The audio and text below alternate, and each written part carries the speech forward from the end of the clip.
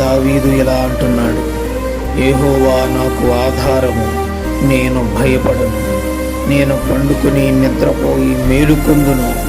10,000 మంది దండెత్తి నా మీదకి వచ్చి మోహరించినను నేను భయపడను.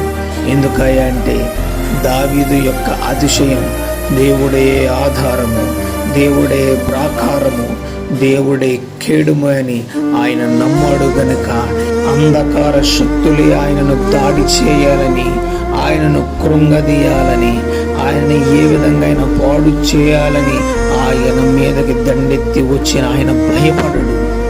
ఎందుకంటే దేవుడే ఆధారమని నమ్మాడు. నీవు నేను కూడా నా దేవుడే నాకు ఆధారమై ఉన్నాడు, నన్ను కాపాడువాడైన, నన్ను పోషించువాడు ఆయన అని నువ్వు నమ్మితే కనుక ప్రభు నీకు కూడా ఆధారముగా ఉండి నిన్ను నీ కుటుంబాన్ని ఆయన